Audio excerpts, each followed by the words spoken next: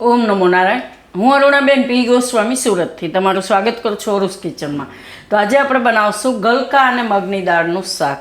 તો આપણે લાઈવમાં એક કોઈએ કીધેલું હતું કે ડિનર માટે કંઈ શાક એ રીતનું સજેસ્ટ કરજો એમ. તો આપણે ઘણા બધા શાક ડિનર માટે કર્યા છે, તો આ એક નવું શાક બનાવશું. તો એના હારું આપણે આ 2 ગલકા લીધા છે આ રીતના, ને 2 આપણે ટમેટા લીધા, મીડિયમ સાઇઝના છે એટલે 2 લીધા, મોટું હોય તો 1. 2 મરચાં આપણે લીધા, અને મગની દાળ તો અડધો કપ મગની દાળને અડધો કલાક કે કલાક પહેલાં પલાળી દેવી એટલે એકદમ સરસ પલળી જાય એમ. થોડાક લીલા ધાણા લીધા છે અને લસણ, 1 ગાંઠિયો લસણ ફોલીને કળિયું લીધીશ, 2 લાલ મરચાં વઘાર માટે લીધા, નોર્મલ રેગ્યુલર મસાલા જોહે આપણે, મીઠું મરચું હળદર રાઈ જીરું એ બધું, તેલ જોહે અને પાણી જોહે. તો આપણે જે રીતે ઘરમાં રેગ્યુલર શાક ખાતા હોય એ જ રીતનું આપણે શાક આ બનાવશું, એક્સ્ટ્રા મસાલા કંઈ નહીં એમ. તો પહેલાં આપણે આ ગલકા છે એને સુધારી લેવું. તો આને આપણે છાલ કાઢીને સુધારશું. ગલકા અલગ અલગ, ગમે કોકમાં છાલ જાડી હોય તો પાતળી છાલ હોય તો તમે છાલ હોતાય કૂણા એકદમ આવે છે ને એની તમે છાલ આરે જ કરી શકો, પણ આ થોડીક છાલ આની કઠણ છે તો આપણે છાલ કાઢી નાખીશું એમ.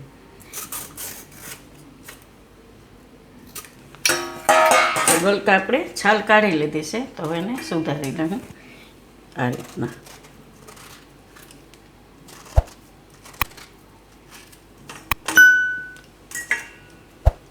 તો આ રીતે મીડિયમ આપણે સુધારશું.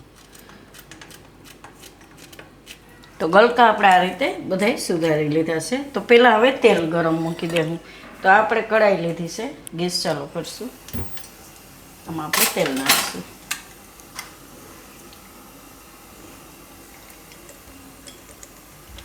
તો આ રીતે અડધા ચમચા જેટલું આપણે તેલ નાખ્યું, તેલને ગરમ થવા દેવું. તો તેલ ગરમ થાય ત્યાં સુધીમાં આપણે લસણવાળી ચટણી તૈયાર કરી લેવું. તો આમાં આપણે લસણ નાખી દેવું અને 2 મરચાં નાખીશું. તો મરચાં આપણે બહુ તીખા નથી લીધા, મીડિયમ છે, પણ મરચાંનો ટેસ્ટ આવી જાય એમ.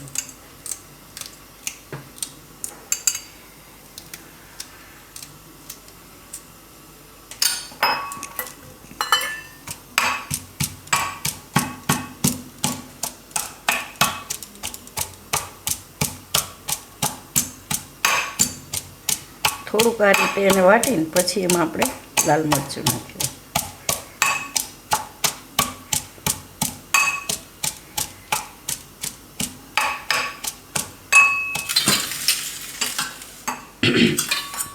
તો આમાં આપણે નાખી દેવું ચટણી, લાલ મરચું. તો તમે તીખાસ પ્રમાણે નાખી શકો. આપણે મોરા મરચાં નાખ્યા છે એટલે આ ચમચી નાની છે તો આપણે 4 વાર ભરી નાખી છે એમ. તમારે કેવું મરચું ઘરમાં તીખું હોય મોરું હોય એ પ્રમાણે તમે વાપરી શકો એમ.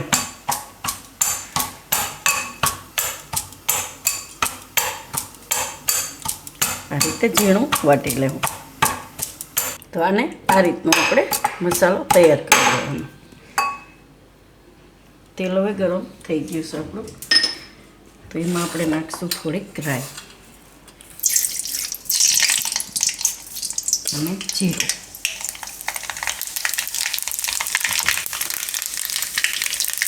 અને લાલ મરચાં તો આપણે એને તોડીને નાખીશું આ રીતે. થોડીક આપણે એમાં હિંગ નાખીશું. હવે આ ગલકા, તો ગલકાને આપણે સુધાર્યા પછી ધોવાના નથી. ગલકા હંમેશા આખા જ ધોઈ નાખવાના, પછી છાલ કાઢીને એને ધોવાના નહીં સુધારીને, નહીં તેમાં પાણી ચડી જાય.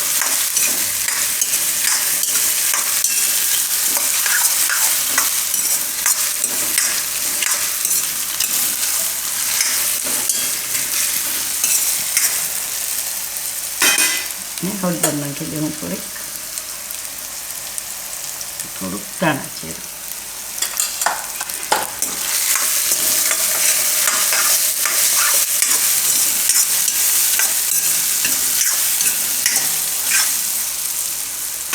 મીઠું પછી નાખીશું આપણે. હવે આમાં લાલ મરચું જે આપણે તૈયાર કર્યું એ નાખી દેવું.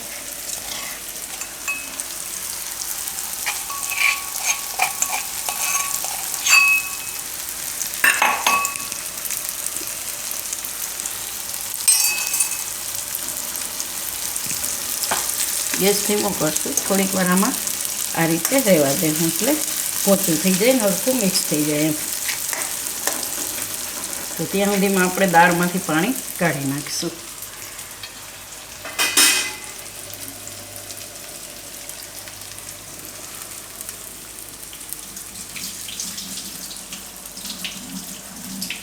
અડધો કપ દાળમાં આપણે ઘણી બધી દાળ થઈ જાય એમ. તો આટલું શાક આપણે બનાવીશું 5 થી 6 જણા માટે પરફેક્ટ છે, કેમ કે આપણે થોડુંક રસાવાળું કરશું. તો આને મિક્સ કરી લેવું. હવે થોડીક વાર આ રીતે તેલમાં રાખો એટલે એકદમ મસ્ત મિક્સ થઈ જશે.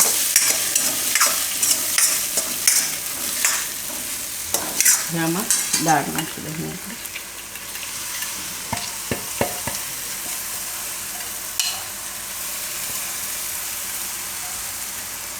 તો મગની દાળ સાંજે આપણે ખાઈ શકીએ, કેમ કે ખીચડી આપણે ખાતા જ હોય એમાં મગની દાળ હોય જ એમ. અમુક દાળ હોય અડદની કે એવી હોય તો તમે રાતે ના ખાઈ શકો, પણ આને આપણે ખાઈ શકીએ.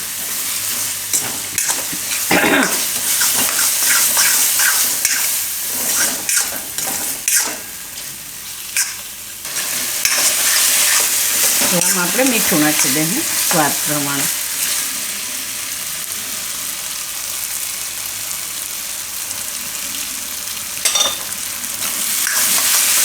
થોડીક વાર આમ પાકવા દઈએ ત્યાં સુધીમાં આપણે ટમેટાં સુધારી લઈએ.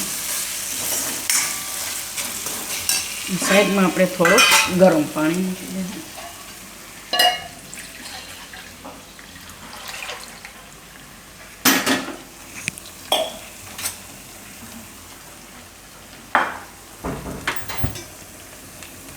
પાણી ગરમ થાય ત્યાં સુધી આને પાકવા દે સુધીમાં ગેસી અને ટમેટાં આપણે છાલ કાઢીને સુધારી લઈએ. તો ટમેટાં આપણે સુધારી લીધા છે અને આને થોડીક વાર પકાવી લીધું છે આપણે દાળને. દાળ પલળેલી હોય એટલે એને ઝાઝી વાર પાકતા નહીં લાગે. તો હવે આમાં આપણે આ ટમેટાં નાખી દઈએ અને લીલા ધાણા નાખી દઈએ.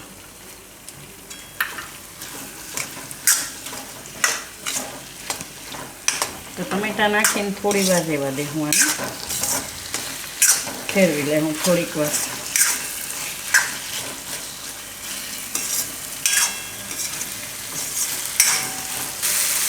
ટમેટાં નાખીને થોડીક વાર પકાવી લીધું છે. પાણી આપણું એકદમ સરસ ગરમ થઈ ગયું. તો ગેસ બંધ કરી દઈશું. આમાંથી આપણે પાણી નાખશું.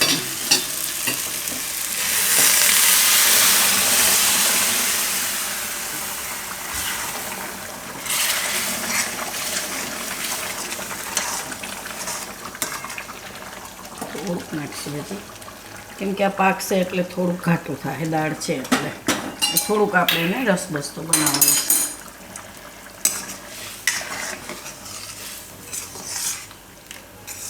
આને હવે પાકવા દેવું આપણે 2 થી 3 મિનિટ માટે ઢાંકીને પકાવશું. જરૂર પડે તો બીજું પાણી આપણે એમાં નાખશું. આ ગરમ થોડુંક વધારે એમ લાગે ઘાટું છે તો આને આપણે 5 મિનિટ જેવું પકાવી લીધું. આમાં પાણી હતું એ આપણે એમાં નાખી દીધું હતું એટલું. તો દાળ એકદમ બફાઈ ગઈ સરસ. આ રીતનું થોડુંક રસાવાળું કરવાનું. તો આને તમે રોટલા એ ખાઈ શકો અને ભાખરી એ કે રોટલી કે ગમે એની એ તમે ખાઈ શકો. એકદમ થોડુંક આ રસ બસતું આ રીતનું એમ એટલે ખાવામાં સારું લાગે. એકદમ ઘાટો રસો થઈ ગયો છે. ગેસ બંધ કરી દે અને થોડાક ધાણા હજી નાખી દેવું.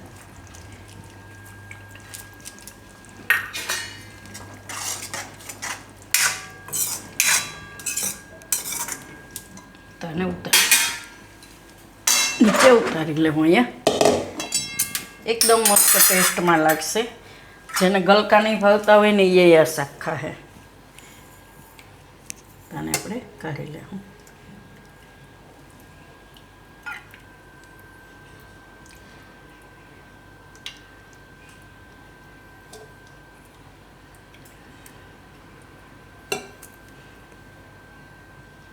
અને ઘણા કમેન્ટ કરતા હોય કે લસણવાળું હોય તો અમે ન ખાઈ શકીએ. તો તમે આમાં ખાલી મરચાં નાખી શકો, લસણ સ્કીપ કરી શકો એમ. તો આ શાક એકદમ ટેસ્ટમાં સારું બનશે. તો તૈયાર છે આપણું ડિનર માટેનું સ્પેશિયલ ગલકા અને મગની દાળનું શાક એમ. તો જો તમને મારી આ રેસીપી પસંદ આવી હોય તો એને લાઇક કરજો, શેર કરજો અને મારી ચેનલને સબસ્ક્રાઈબ કરજો અને બેલ આઇકન દબાવવાનું ના ભૂલતા. કમેન્ટ કરીને કહેજો કે તમને કેવું લાગ્યું આ ગલકા અને મગની દાળનું શાક.